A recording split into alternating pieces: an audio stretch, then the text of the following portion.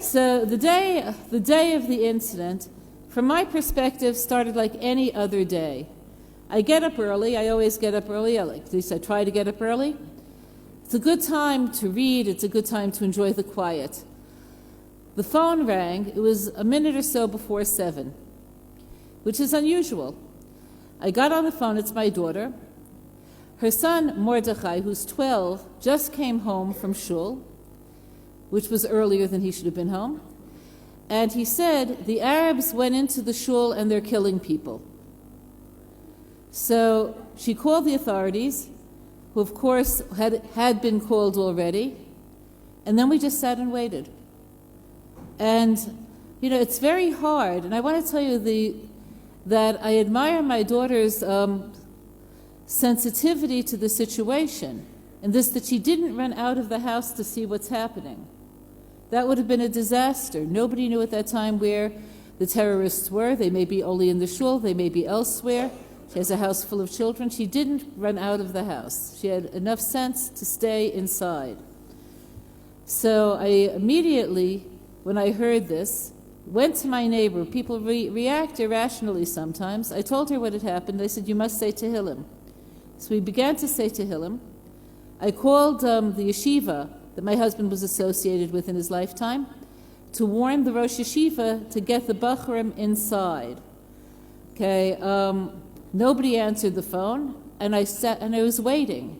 And this kind of waiting is very hard. So, in the meantime, people from the Hatzala, which is the emergency services, reached my daughter. By that time, the shooting was over. The people who were dead, the people who were injured and were being taken care of, and everybody else was standing there in shock. So what we discovered was that 2 terrorists entered the synagogue with a pistol and a hatchet. And the hatchet or axe is what they used brutally and horrifically on whoever crossed their path. The pistol was used on the 2 men who were standing towards the entrance of the shul.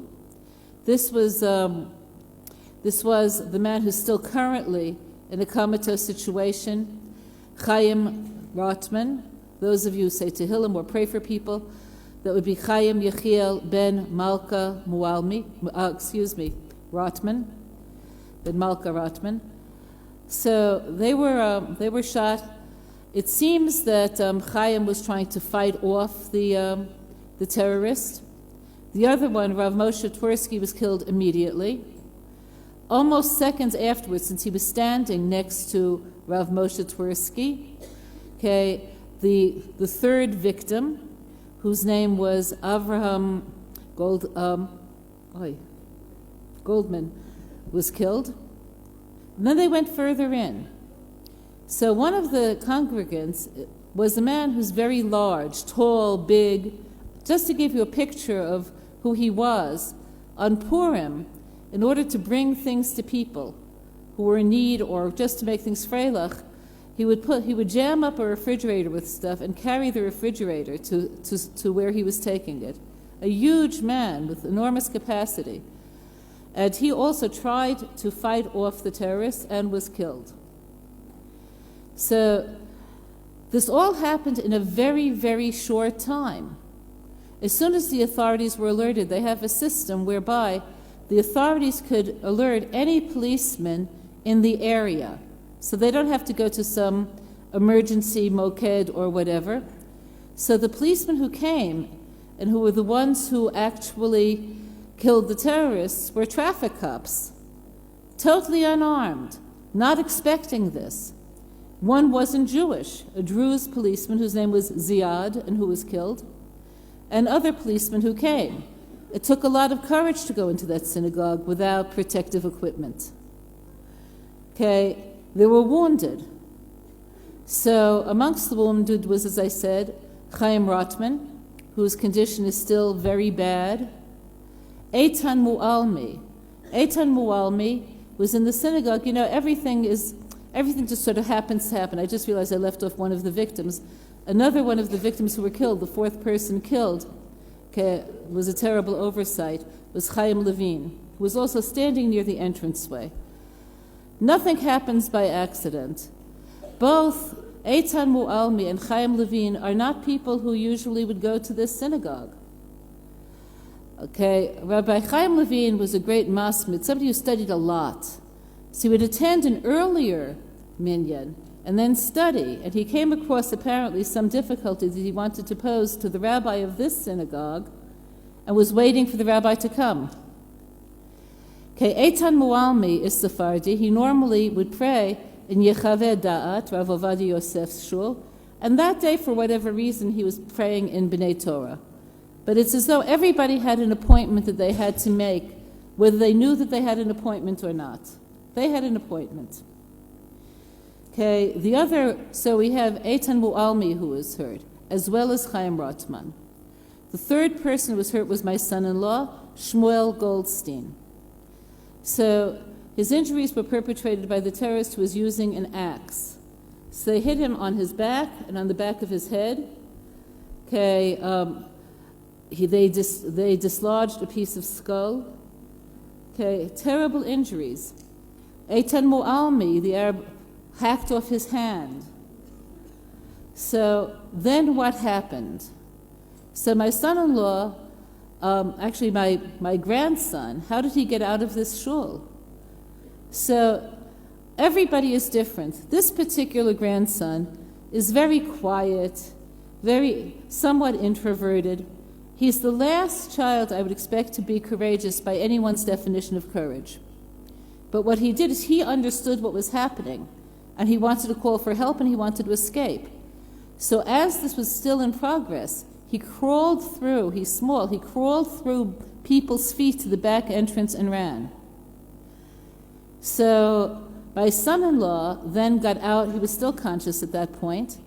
He got out of the synagogue, now that the Arabs had been neutralized, and he sat on a ledge outside the synagogue. A passerby saw what was happening, as did several passerbys. I'm going to tell you two different angles about being a passerby in this situation. This passerby, a young fellow named Josh, learns in one of the local yeshivas. Instead of running away from what was clearly a scene of terror, as many people did, he ran towards it to see what he could do to help.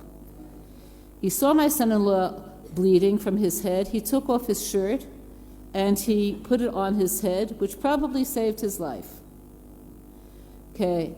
In the meantime, somebody else who passed, another person who's a family friend, a person of a very high moral caliber, a psychologist. He said he ran, and he was so guilt-ridden afterwards that it took him a very long time to accept that whatever happened had to happen, and that he wouldn't have really prevented anything. So the living victims were taken to the hospital.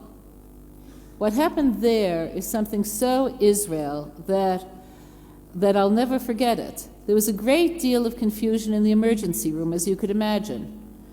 Such confusion that originally they mixed the names up of people, but as soon as they put us in the family room, a social worker came, and her first words is, "I'm here to see you're not missing anything." This isn't only in Israel. So, and indeed that was the role she took. So on the immediate level, it had to do with notifying people, bringing food, doing anything possible.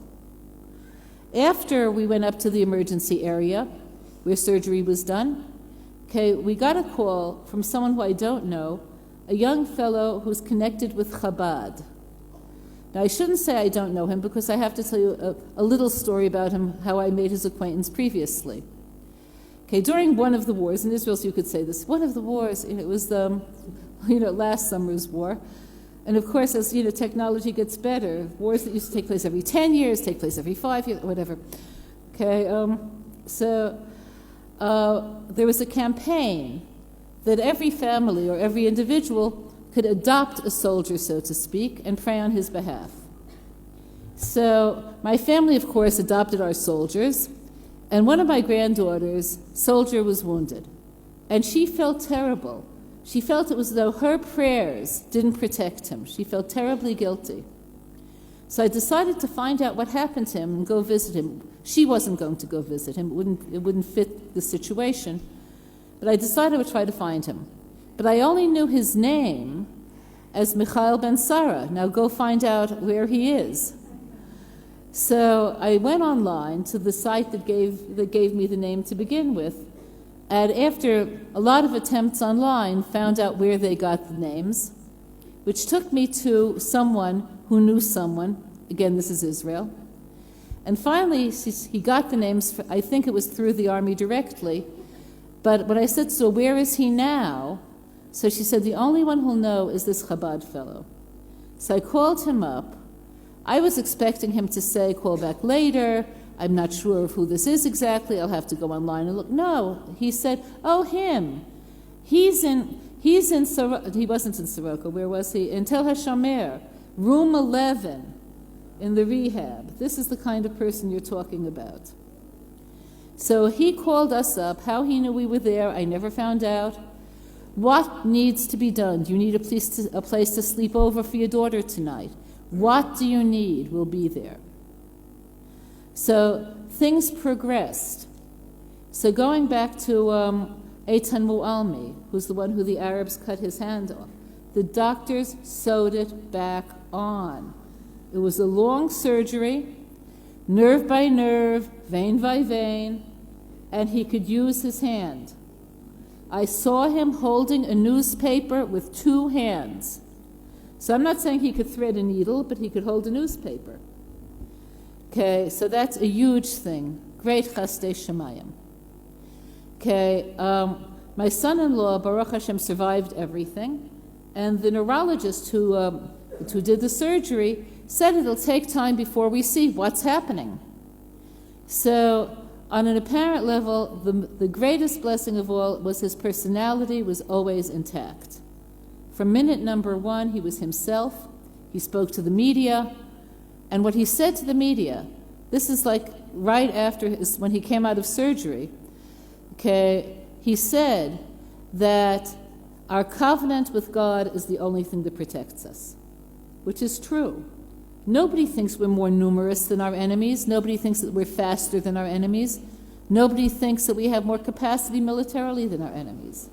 It's only Hashem's providence, and that should generate a response from us. We should draw down more. This is what he said. He spoke about Shabbos. Okay, in the course of time, we discovered that he had issues with concentration and with dizziness. And the doctor said that a second surgery has to be done. The missing piece of skull is in the freezer in Hadassah. It has to be replaced. But he developed an infection through some hospital germ that's antibiotic resistant, so they couldn't do the second surgery. And then he began to get better without the second surgery, which is a great miracle. So right now, he's, as far as the naked eye could see, back to himself. And when you hear this, if you don't think you owe a round of applause to the master of the world, you are mistaken. This is as close as you get to an open miracle as you see in our times. There is absolutely no medical explanation.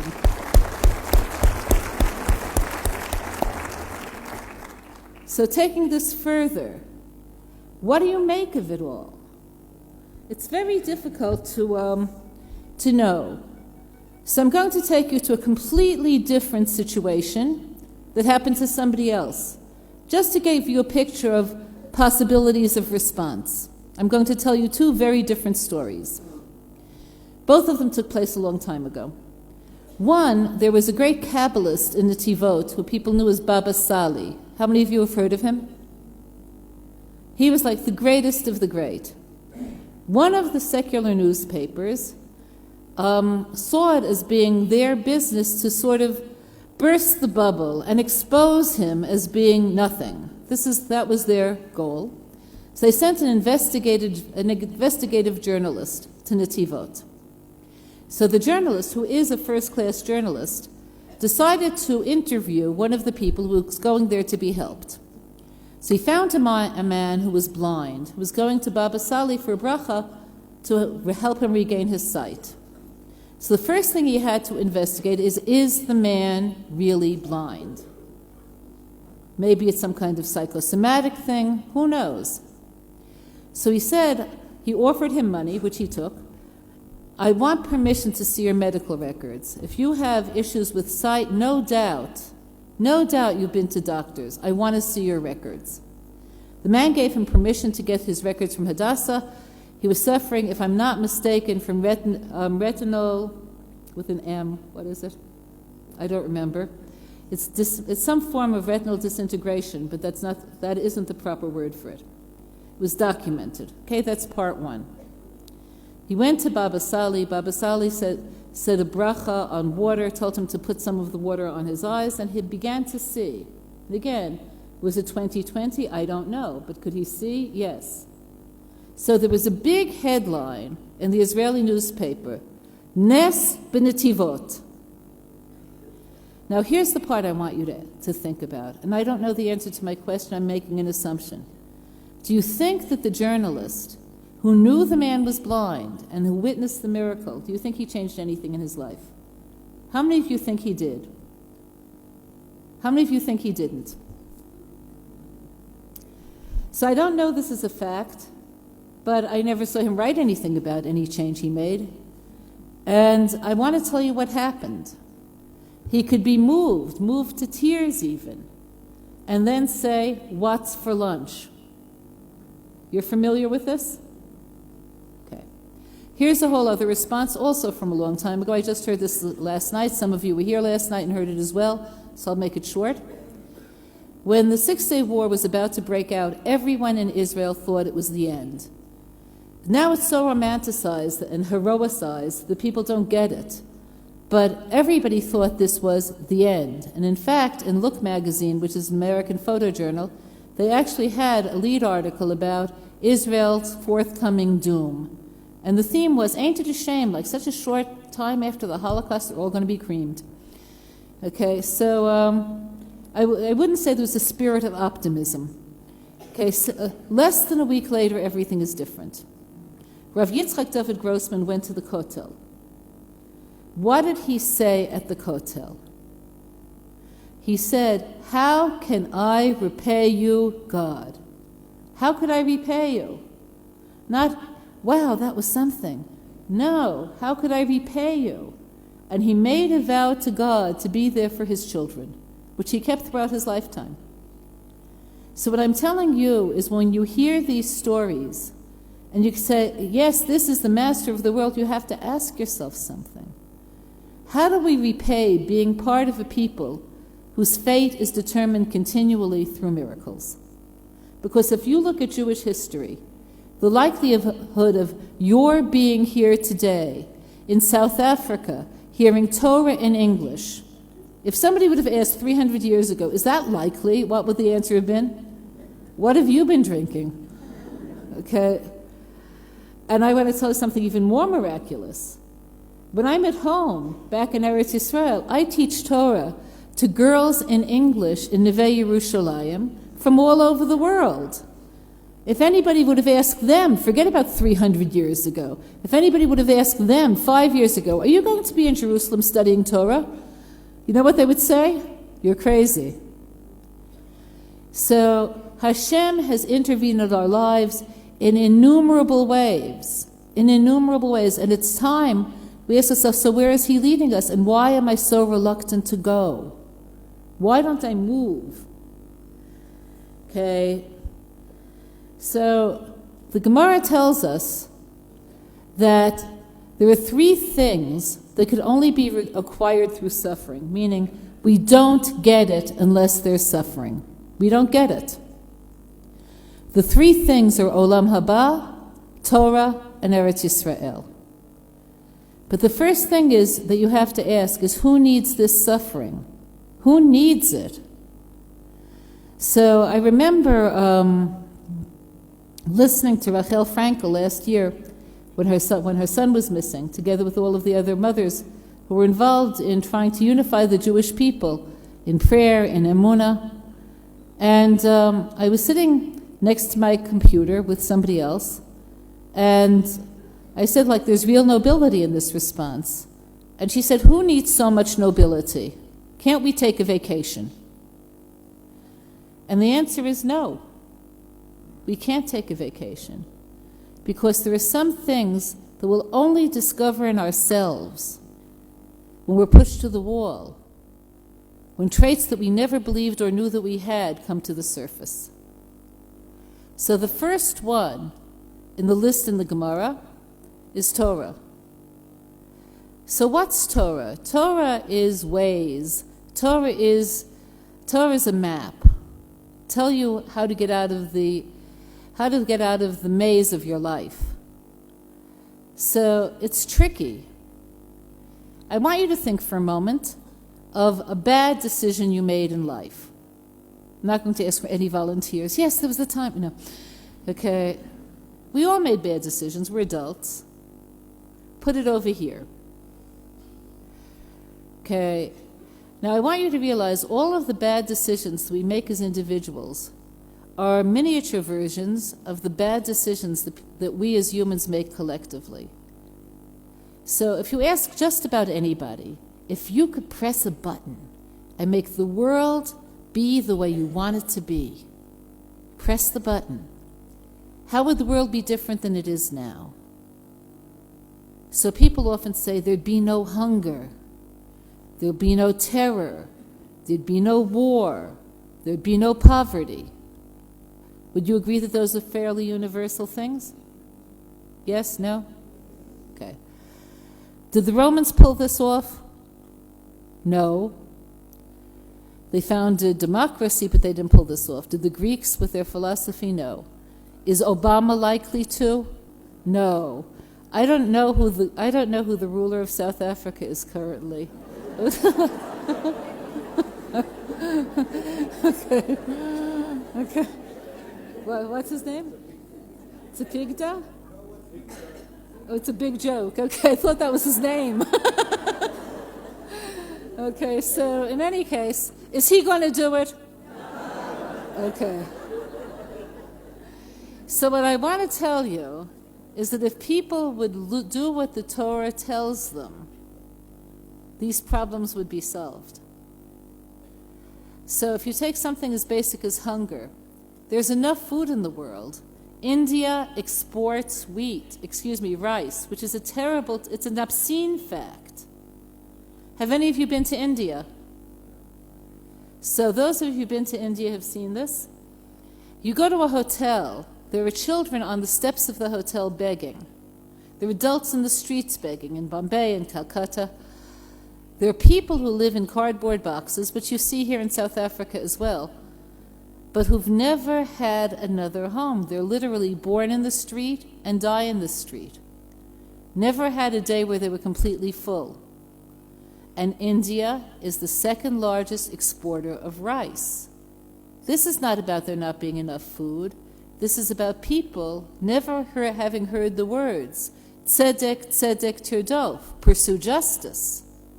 They haven't heard about natan titen, give and give again. They haven't heard the Torah. The answering argument that people make sometimes is that there are people who are observant, who are religious, who aren't good people. Could that be true? Of course it could be true. So I'll make up a person, okay? So I'm not like modeling this after anyone, so I don't want anyone to turn to the neighbor and say, yes, that's Henry. Okay. Okay. So he keeps Shabbos, and not only does he keep Shabbos, but he keeps Shabbos really properly, and he eats kosher. It has to be the most kosher possible. I didn't know South Africa. Is there something even more kosher than the Beth Din? So he keeps that. Okay. So, and his children go to the most religious schools, and he's very religious. Okay. But he happens to be a thief.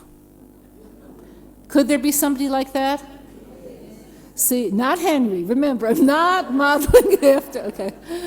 Okay, so what happened? The problem isn't that he keeps Shabbos. The problem isn't that he keeps kosher. The problem isn't that he sends his children to religious schools. I want to tell you what the problem is. It says in the Torah, lo tignov, and this man does not keep Torah.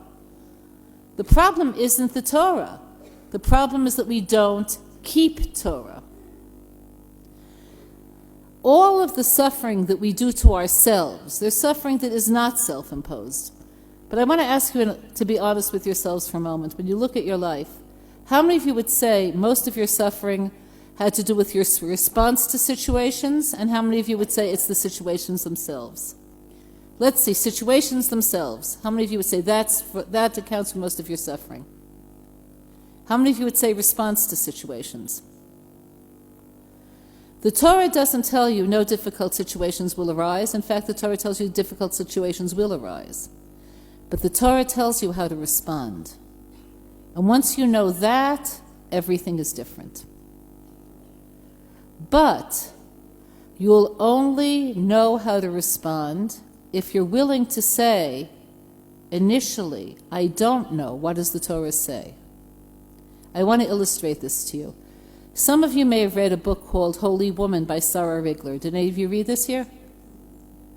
Okay. Thank God that most of you didn't. Okay, whatever. That's every speaker's nightmare. Okay, but in any case, I'm going to tell you, I actually met the woman who's the heroine of the book. I met her twice. I'm going to tell you her life story in short, out of deference to those who read the books, how I would tell it, and then I'm going to tell you how she said it. I would say she lived a terrible life. She was born in Hungary. Her parents married her off at the age of 16 to a young man who she barely knew. Very shortly after her wedding, Hitler came to power. Her new young husband was taken off almost immediately and never seen again. She soon thereafter was taken with her parents to Auschwitz.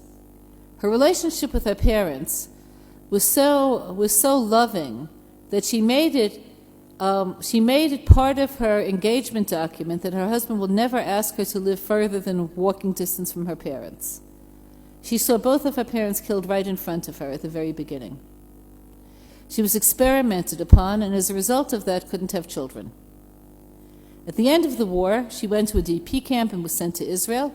She ended up in Mea Shearim, and the people there who sort of took her under their wings found a second spouse for her, a Kabbalist. And he, because of his personality and his desire for quiet, moved with her to a small village in the north, where she didn't speak the language of the people and came from a different culture. The people, upon seeing that she had no children of her own, began to use her as their free babysitter. And she would agree. She didn't have that much going on. And people began to see how good-hearted she was. They would bring her on a regular basis their special needs children, because in Israel at that time, they didn't have good facilities for special needs children. At one time, she had 7 special needs children living in her house. Her husband died. She moved back to Yerushalayim, and she still has one of these special needs children who's now an adult of 50. Okay, living with her. The only normal child who a parent ever left to her, who she fostered and loved and treasured like her own daughter, was reclaimed by her own birth parents. Okay, does that sound like a terrible life? Okay. Now, I have to tell you the circumstance in which she told me her life. I had brought a girl to her. She had the reputation of being able to give brachos that came true. I took a girl to her who wanted very much to get married and was already in her late 30s. You know late 30s, like there's 39 and 30-10 and 30-11 and 30, whatever. Very late 30s, okay, so she said, I'm so depressed. And the Rebbitzin, look, of course you're depressed. It's so hard. You want to get married and it's not happening. So the girl said to her, I see you have, she had smile lines in her face. So the girl said, I don't know what to do. So the Rebbitzin said, I don't know if I could help you. Your life is hard. My life was easy. So I said, yeah? He said, yeah, first of all, I didn't have to do what you're doing. I didn't have to date inappropriate people for decades. My parents married me off. They had my interest at heart. They found a lovely young man for me. It's a whole different story. And then when the war broke out, everybody I knew was killed, but it was as though I had an invisible shield around me. No matter what was going on, I was always saved. And then after the war, I got to come to Israel. No one in my family, they all yearned for Israel. When they would come to our village with oranges, my father would pay 20 rubles for an orange from Israel. But no one ever got to Israel. I got to live in Yerushalayim. And not only that, people who barely knew me made a shidduch for me with a Talmid Chacham, a Kabbalist. I loved my parents deeply. They were wonderful people, but nobody in our family was a scholar. My father had a store. He didn't even dream that he could marry me off to a scholar. And my husband took me off to a little village in the north. So I got to learn Hebrew, meet different kinds of people. If we lived here, I would have lived the same day over again and again and again and again. Every day was different. And people saw I had time. They let me watch their kids. I had children in my life, even though I couldn't have my own. And now I have Maisha living with me. And this, I'm just like, uh-huh. And she was for real. I asked her, was there ever a time that you cried? How about when your parents were killed? So she said, and this is where you see the Torah's blueprint was engraved upon her. My parents died al Kiddush Hashem. They're in Gan Eden. It's good for them. What kind of a daughter do you think I am? That if it's good for them, it should be bad for me. That's following the map. I said, was there no time that you cried throughout the war? And she said, yes. At the very end, the Russians liberated them. They came with trucks to take us to DP camps. But nobody knew that this was really the end of the story. We didn't know maybe the Germans would come back. Everybody wanted to be on the trucks. So the trucks were overloaded. People were climbing on each other to get to the trucks. I got on the truck. I was on top of other people. The truck couldn't move. It was too heavy. So the Russian brutally pulled me off by my leg and left me on the ground. And I began to cry when I saw the truck go away without me. It passed over a pedestrian bridge outside the camp and blew up. The Germans had left explosives. And I said, Hashem is the only ruler of the world. What was I thinking? I never learned Torah. I never learned who's in charge. The only way that you could get to your place, whatever your aim is. Everybody's aim is different. The only way you'll get to your place is if you have the directions.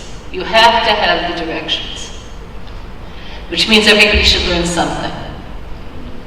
So, you could think, I'm not a scholar, I don't have time. I have to tell you another story, then I'll go up to the second thing. Okay, a Talmid Chacham once was in a taxi in Bnei Brak, and the taxi driver told him this story. He said, I once had the great merit of taking the Stipler Gaon, great rabbi, somewhere. And he said, when he was leaving the taxi, he turned to me and he said, do you ever study? Do you ever learn any Torah? And I have to say, I admire the guy for being honest. He said, I do. I go to a class, but the truth is, when the speaker begins, I fall asleep, and I end when I hear it's quiet. So he said, I don't know if that even counts. So I want you to hear what the Stipler said. He said, you're a general in God's army, because you're doing the most you can to find your way. He'll be there for you. If you're trying, he'll be there for you. You're doing the best you can. You're tired after a day of work, but you try to learn something. I don't know if I'm fulfilling my potential. Okay. So that's Torah. The second thing that you have to struggle for is Olam Haba, who you'll be in the future life. So who will you be in the future life? I want you to think about this. I'll give you 20 seconds because we're running low on time. If you could think of who you would be if you didn't have a job, you didn't have a family, and you looked different, would you still be yourself? 20 seconds. Who would you be without your career, without your family, and without your appearance?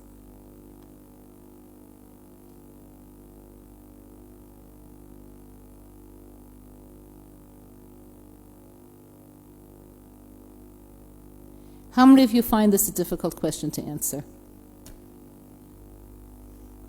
So Viktor Frankl, the famous writer, when he was in a concentration camp, he observed that everybody faced that question.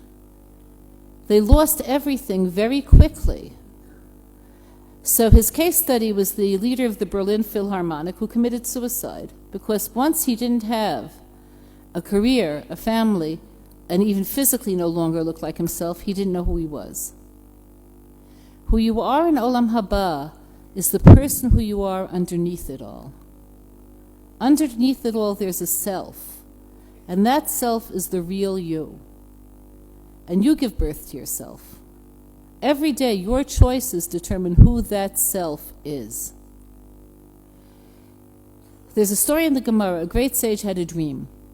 And in the dream, he saw who would be his partner in Olam Haba. And it was revealed to him that his partner would be a butcher who lives in a certain small town. He traveled out there. Now, he was a great scholar. He wanted to meet his equal. So he goes to the butcher's store. He expected to find a person who works in the store, but possibly after work, before work, must study, must teach, No. Before work, he gets up in the morning, eats breakfast, davens a little bit, goes to the store. After work, goes home, has supper, schmoozes with the wife.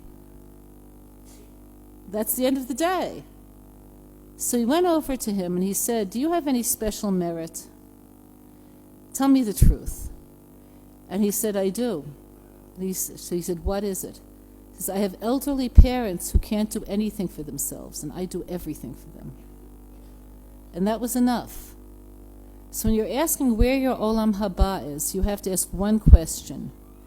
What's the area in which what the Torah demands of you that you need to stretch towards?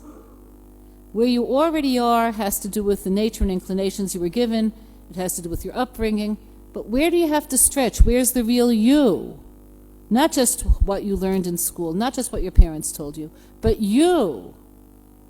And I want to tell you, my friends, you don't discover that you except in times of suffering. When your back is to the wall, then you discover who you really are.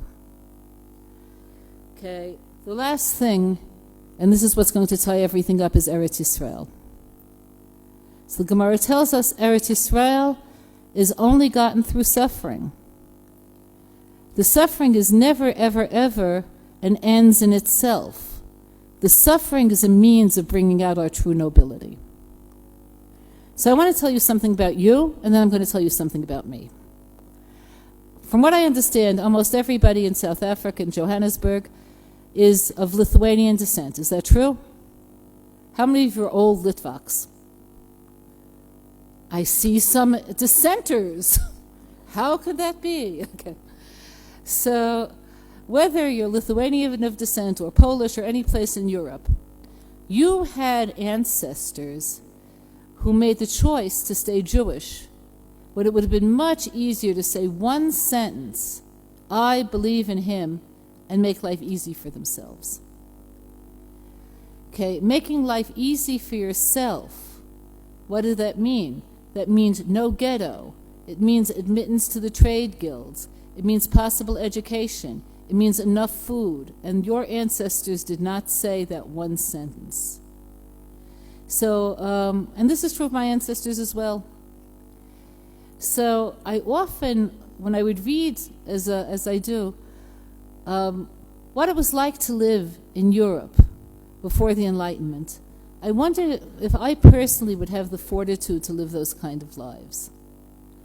You know, you read about the terrible massacre that took place in England and France in the 1000s. Like, why weren't there large numbers of Jews there? Why were they all in Eastern Europe? Because they were massacred. I don't know if I would have the fortitude. That always plagued me. I could picture myself, just don't get physical, I'll say whatever you want me to say, you know. Okay. In the last summer's war, there was a young man who was ordered by his officer to enter a tunnel. Now, when you enter a tunnel in Gaza, you don't know what else is in the tunnel. And he went and he encountered the enemy, and there was a gunfight, and he killed a lot of them, and then he was killed. So I asked myself, if the officer were to tell me to go in the tunnel, would I go? And the answer is I would. So the kind of suffering that you have to do to define yourself is determined by God for your time and place. But Eretz Yisrael is replete with this. It's the only place about which it says, which you say in the Shema every day, those of you who say the Shema, the second paragraph. And it'll be, if you listen to God, you'll have crops, you'll have this, you'll have that. And if you don't, you'll face difficulties. Because Eretz Yisrael is the place of revelation. It's the place of intensity. So I want to tell you just 2 Eretz Yisrael stories. And then I'm going to conclude, which I promised to do already. Okay, so it was Shemitah. Shemitah is the 7th year. Every 7th year there's a cycle, and the Torah forbids working the land. So I was living in a small moshav in the north. The moshav was on a hilltop, and the land wasn't fertile, so virtually everybody in the moshav had a real-world job in the city. They had what nowadays you call a day job. So, we had chickens, we had this, we had that, but nothing, we weren't dependent on the land. Our nearest neighbors were on a secular moshav called Yodfat. They grew flowers, beautiful flowers, and they were dependent on the land. They weren't religious, so Shemitah wasn't an issue to them. So as you realize, with flowers, you have to harvest them at the right moment. They don't last long. They have to be harvested simultaneously and quickly. So they had an Arab clan who they would hire to harvest.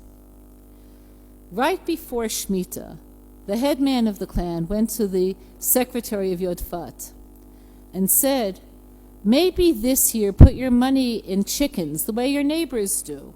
That's better. So he said, what are you, crazy? We're not set up for chickens. We don't have enormous coops. We're set up for flowers. They planted flowers. First, it rained torrentially, so the flowers were swept downhill to where the Arabs live. And they harvested it on their own land. They replanted, and then the heat was so intense that the flowers shriveled. And this recurred. At the end of the year, the secretary, who was secular, asked the Arab headman, how did you know? He said, every 7 years nothing grows well for the Jews. You didn't know? He looked at him like he was crazy, This could only happen in Eretz Yisrael. It's not possible to happen someplace else. So the nature of Eretz Yisrael is that the terror and the horror is there for one purpose, and I want to tell you what that purpose is.